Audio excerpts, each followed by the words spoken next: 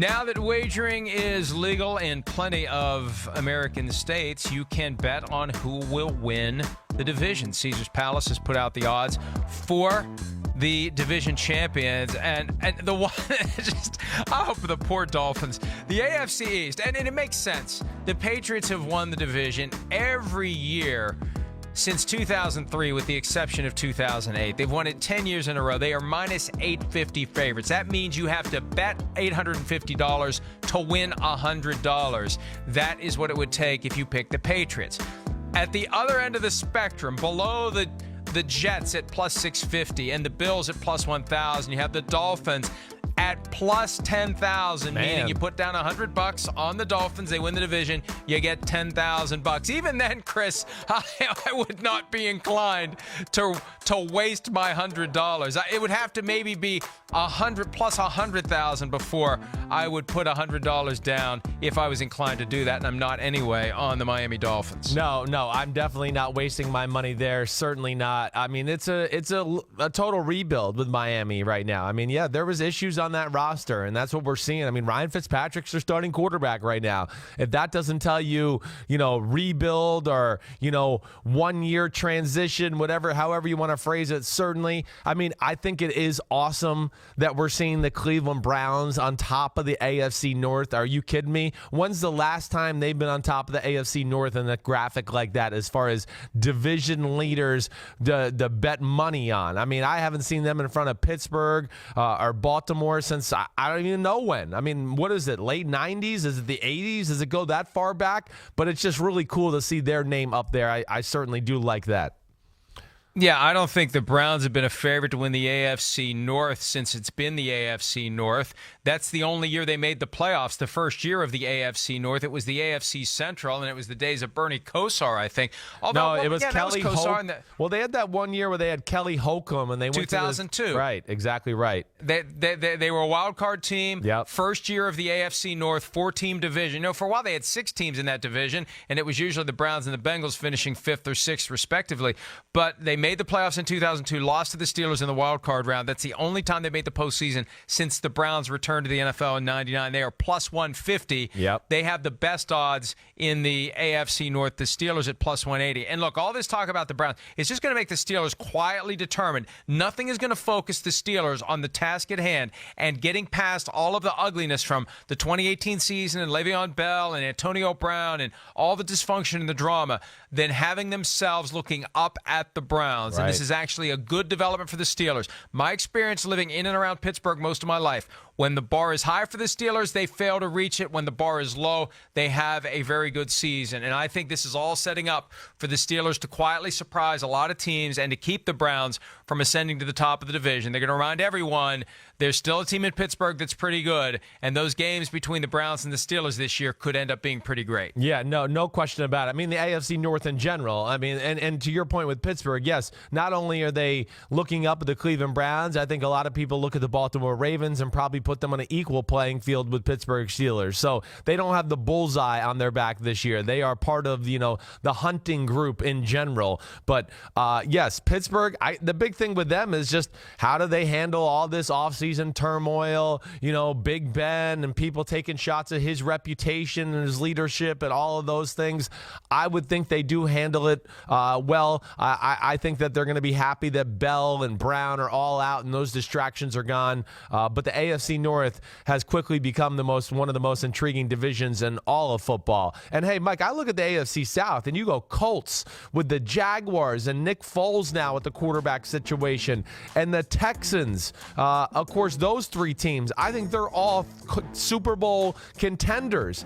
And Mike, I'll ask you this, with Kansas City up there at minus 250, if Tyreek Hill gets in trouble here and gets suspended, how far does that drop, the minus 250? Does it go back to an equal playing field? Do they go back to the positives? I mean, he is that kind of a game changer where I would think it certainly sways the odds big time.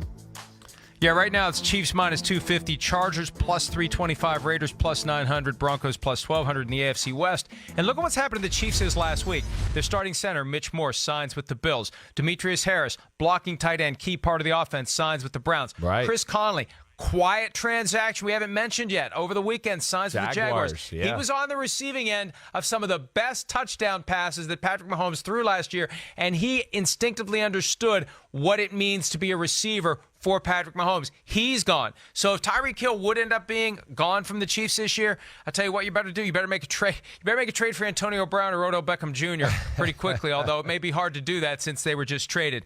One thing that really jumped out at me, two things. First of all, these odds come from Caesar's Palace, right? And a year ago, we probably wouldn't have even been talking about this. Now, Caesar's Palace is the official casino partner of the National Football League. It is amazing how the world has changed in just 1 year. But these are the official odds from the official casino partner of the National Football League. And one thing, here's my other point, one thing that really stood out to me, looking for the one that I would put my money on if I were to wager, which I don't. And it's like, boy, you say that so much, you probably do. I don't. Look at the NFC South, Chris. Look at it right now. Yes. There's one team in the NFC South that is screaming, bet on me. I want you to tell me which team you think that is. Well, I mean, all those teams are good. I mean, I'm not going to bet anything. These are to win the Super Bowl, right, or to win the division? No, these are to win the division. Okay. The division. The Bucks to win the division. The Bucks are screaming. Then the Bucks are screaming to me. No, the Panthers. Wrong. Oh, I didn't know you were plus 700. Oh, okay. Sorry. Look at it. Cam Newton's shoulder gets fixed.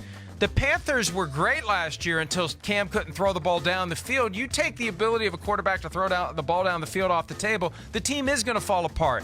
If Newton's healthy, that plus 700 is a steal because the Saints at -2. I'm sorry, folks. I know the Saints recovered from great adversity, the Minneapolis Miracle. They made it back to the championship game. I think the Saints are going to start moving in the other direction. Max Unger retired. I think Drew Brees may have father time breathing down his neck. I just don't. Mark Ingram's gone.